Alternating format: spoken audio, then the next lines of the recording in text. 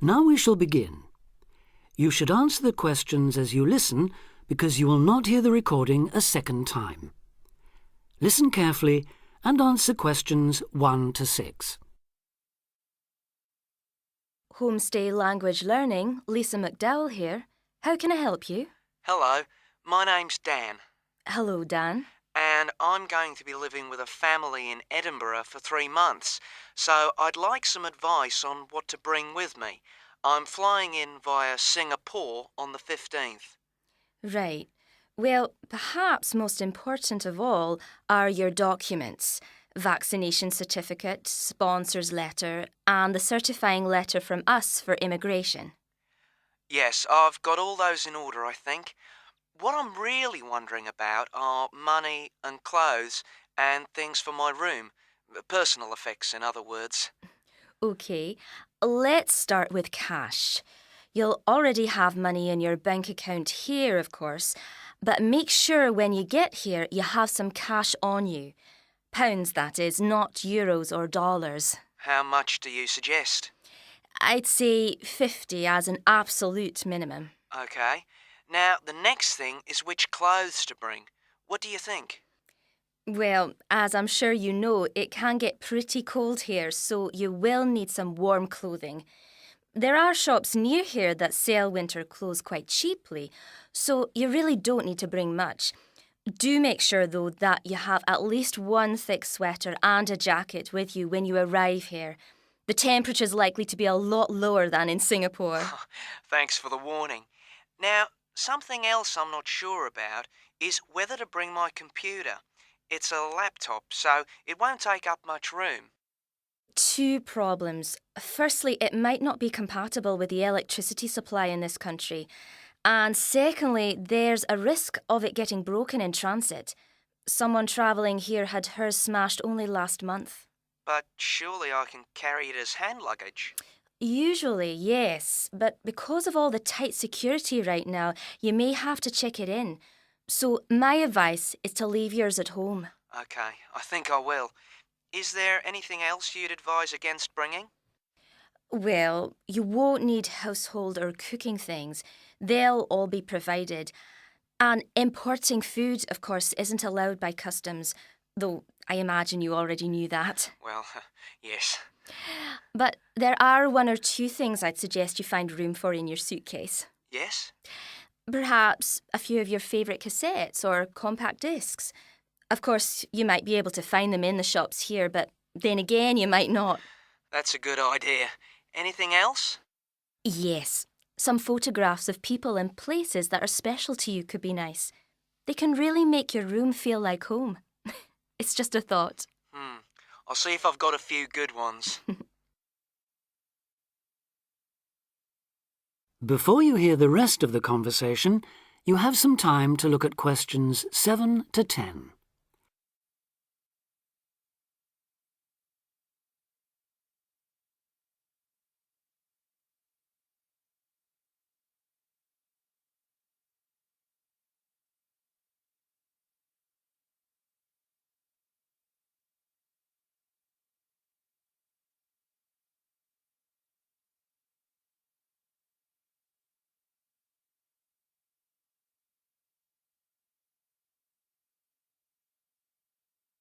Now listen and answer questions 7 to 10. Just a few points about packing. Make sure all your cases are clearly labelled, in English, with your host family's name and address. Just in case they go missing on the way. It has been known to happen. What name do I write, by the way?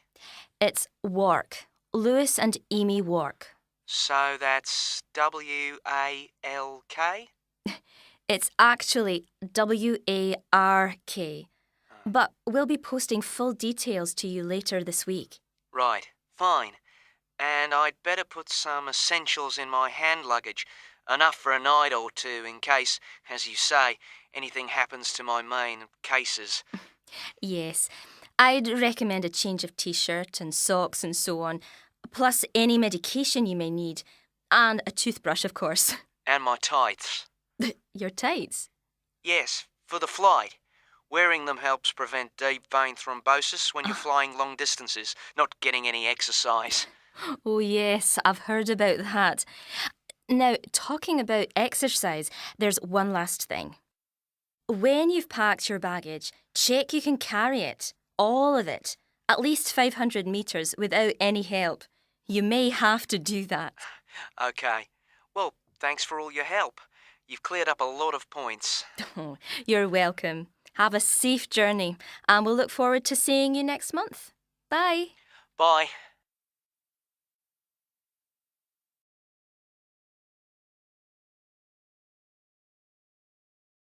That is the end of part 1. You now have half a minute to check your answers.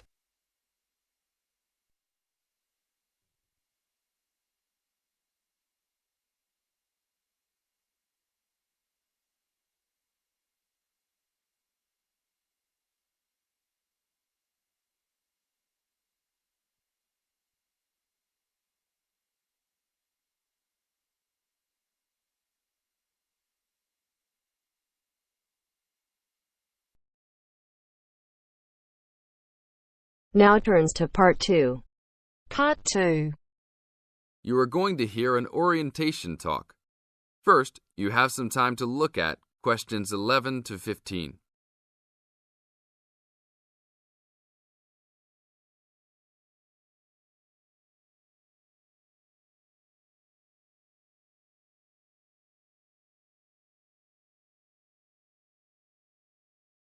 Now listen to the tape and answer questions 11 to 15.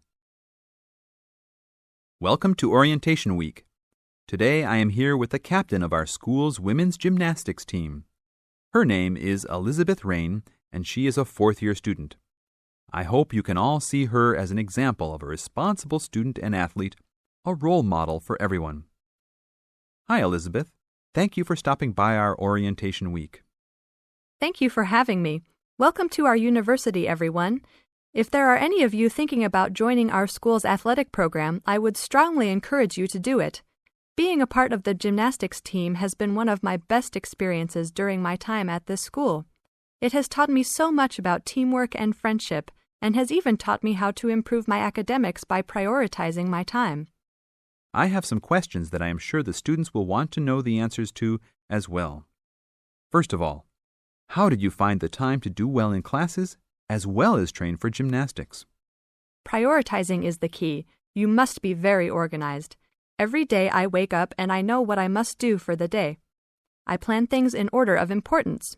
For example, if today I have a competition for gymnastics in the afternoon, then I know I have to finish my homework and studying in the morning. In other words, keeping an organized schedule of your priorities is very important. Can you explain to the students a little bit about your study habits? Well, I usually try to take classes that I'm interested in. This way, I have no excuse not to study because I chose the classes out of my own preference. I separate my study time by class. For example, if I have 5 classes for this semester, I will study for 1 class a day from Monday through Friday, and then review for all of them on the weekend. I won't try and study for all 5 of my classes at one time. It is too hard to do that, to remember everything and not feel like you are going crazy. It is very important to focus the time that you set aside for studying. I do not study with the television on. I try to keep away from all distractions, because I find that I learn better that way. But of course, how each individual will study depends on each person. Now look at questions 16 to 20.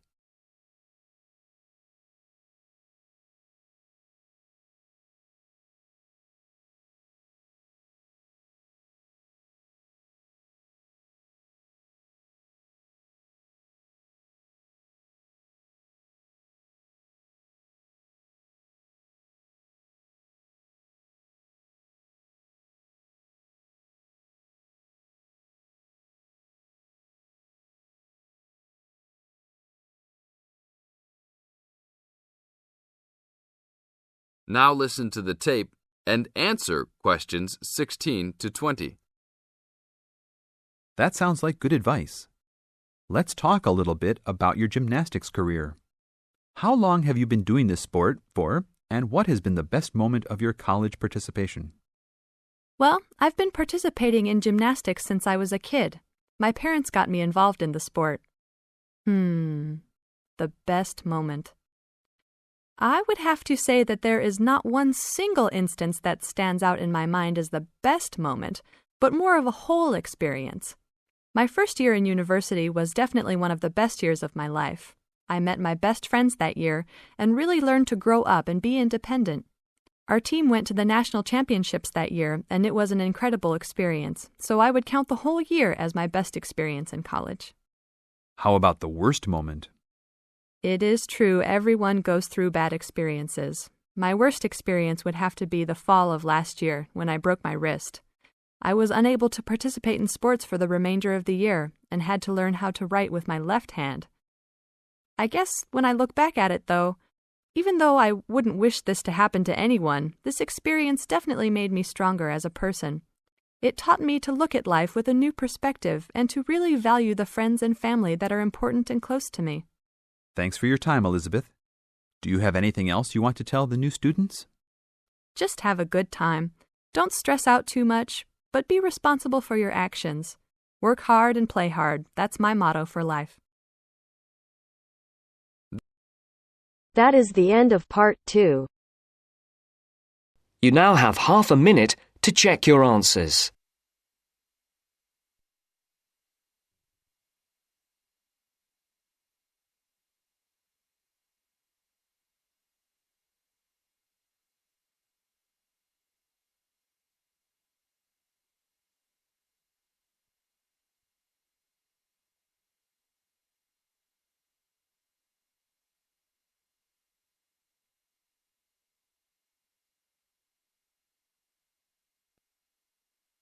Now turns to part 3. Part 3. Richard Murray, a zoologist and popular TV personality, has been giving a talk on endangered species of wildlife to members of the Young Conservationists Association in a small town in the south of England. Listen to the extract from the discussion he had with 2 of the young people after his talk. First, you have some time to look at questions 21 to 25.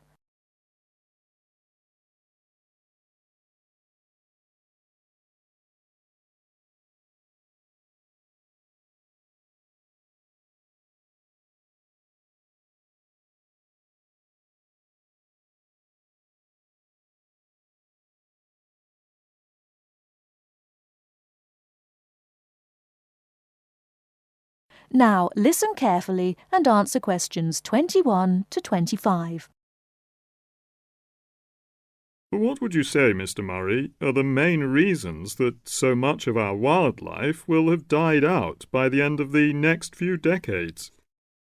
Well, Tony, we can't, of course, rule out the effect of urbanization due to the spread of population. But apart from that, I believe there are 2 reasons which, in a way, are like the opposite ends of a piece of string. If you tie a knot in that piece of string, you end up with a circle, and whichever way you go round, it's going to turn out to be the same. I don't think I quite get that, Mr. Murray. Well, let's put it another way. It's rather like a film. You've got the good guys and the bad guys. They're pulling in opposite directions, but when it comes to the final showdown, it's hard to make out which is which. What are your 2 reasons, Mr. Murray? I call them greed and caring. Greed and caring? Yes, I know they don't seem to have much to do with one another, but think about it. The motive of greed is pretty obvious. In the course of the next few months, thousands of baby seals will be bludgeoned to death before they're even weaned from their mothers. What for? For the sale of their skins at inflated prices to please the vanity of a few and line the pockets of the killers. Crocodiles will be slaughtered to provide shoes and handbags for the rich. Gorillas, tigers, leopards and rhinos will be hunted for senseless sport or poached in defiance of regulations. Their skins, their horns, and their magnificent heads will be used as trophies to decorate someone's living room floor or walls. That's terrible. Yes, but it's not all. The whale, probably the most impressive and certainly one of the most intelligent sea mammals in creation, will be cruelly hunted and harpooned to make more money for the profiteers. The dolphin, the sailor's friend, will be indiscriminately battered to death at so much a head on the grounds that it is taking away the livelihood of a few fishermen by consuming the fish in its natural habitat. But surely, Mr. Murray, we do have to keep warm. We need whale oil and ambergris. Fishermen have to make a living. Part of what you say is true, of course, Tony, but we shall have to enforce far stricter controls if future generations are not to find themselves in a world devoid of wildlife as we know it. Well, I see what you mean about fur coats and crocodile handbags, Mr. Murray, but I don't understand what you mean by caring. That can't be bad, surely. I mean, I thought we were supposed to be living in a caring society. Well, so we do, in a way. The trouble is, there are so many well-intentioned people who start out with the best possible motives of trying to protect or immunize us from this, that, or the other in the most effective way at the quickest possible rate. But in their enthusiasm, they lose sight of the long-term consequences. It's only very gradually that the danger to other forms of life, including humans, comes out. Not to say leaks out, and by that time it'll probably be too late to do much about it. Take insecticides, for instance. But Before you hear the rest of the talk, you have some time to look at questions 26 to 30.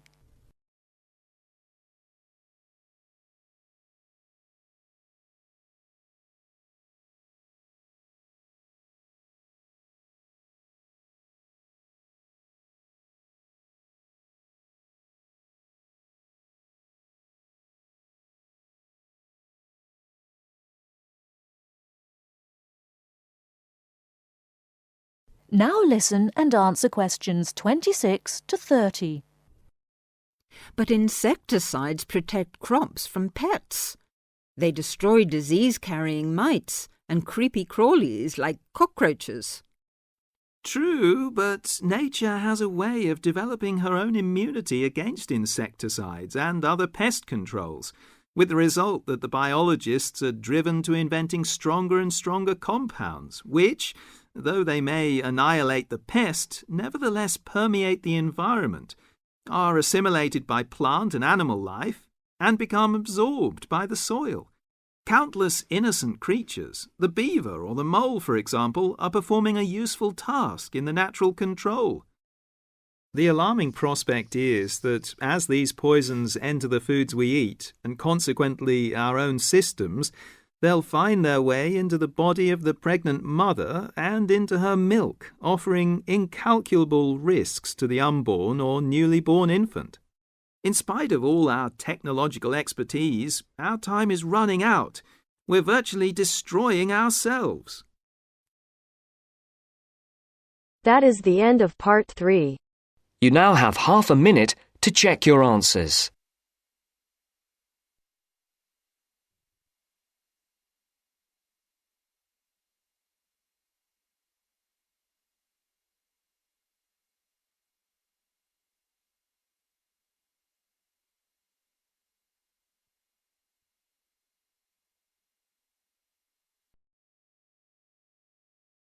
Now turns to part 4. Part 4. You will hear a tutor giving some business students instructions about a finance project. You now have 30 seconds to read questions 31 to 36.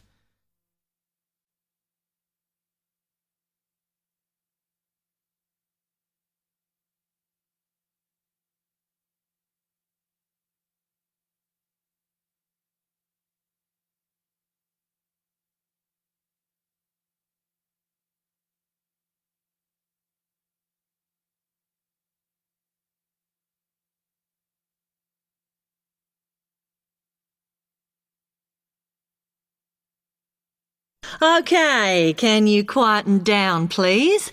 Now, today I'm going to talk to you about your assignment. We've been studying the effects of the exchange rate, so I'm going to give you a project to do on this. Right, can you make some notes while I'm talking? The first thing that I'd like you to do in order to prepare this is to select where you're interested in. I mean, which country, and therefore which currency you're going to be operating in. OK, now the purpose of the project is to make money, and I'm hoping some of you will make a significant amount. So, I want you to suppose that you have £100 that you will have to invest purely in the rises and falls of the exchange system. In other words, you'll be trying to predict rates. This is a project that you'll be doing together, but before you work together, you'll have to go off and research what you need to know about the economy of that country and how well it's doing or is expected to do in the near future. You could all make up a little information sheet with your notes on, clearly legible, because then I want you to get together, we can do that next week, and to go round and read about each other's countries. When you see how well or badly each country is doing, I want you to decide what your exchange rate is going to be against all the other currencies. After that is all sorted, what you're going to do is go round the other students and attempt to sell your money to the others. Remember, this will depend on the success of your country's economy and the rate you fixed for your currency.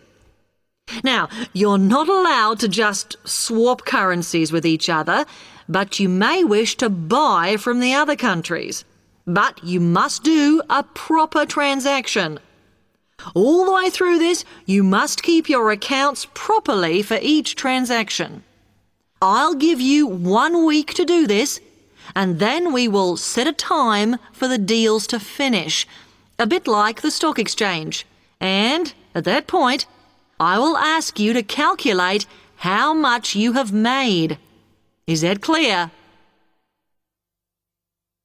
You now have 30 seconds to read questions 37 to 40.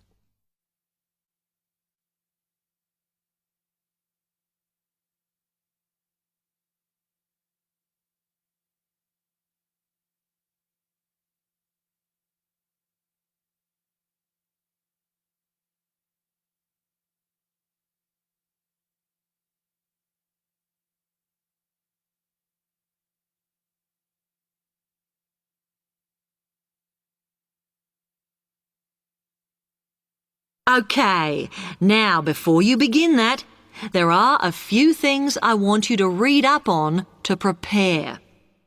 You need to look at the economies of the UK's main trading partners. I don't mean all of them, because that would be over 80, but just the 29 principal ones. There are summaries in the last 3 books on the book list I've given you. And so that you can practice applying the criteria on assessment I gave you, I'd then like you to focus just on one sector across all the countries. The most common one across every country is farming. But as much agricultural produce is for domestic consumption, I'd like you to look at manufacturing. Then I would like you to do a detailed investigation of one particular aspect. I was going to give you a choice, but I think as we've just started the course, it's better if we all look at the same thing and then we can discuss it in the seminars. So the thing I'd like you all to look at is fluctuations in import prices. Now, you need to do all that before you start the project, as it will help you assess the economies of the countries you'll be representing in the project. Don't worry, you've got plenty of time. Exam week is December the 8th, Then it's the holidays until January the 6th, so I don't need the project in till February the 5th. Is that okay? Now, any questions on this?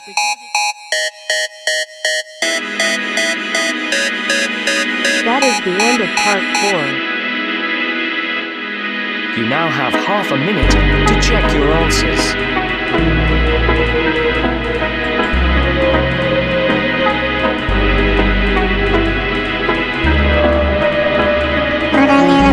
Put a little bit of shit, put a little bit of shit, put a little bit of shit.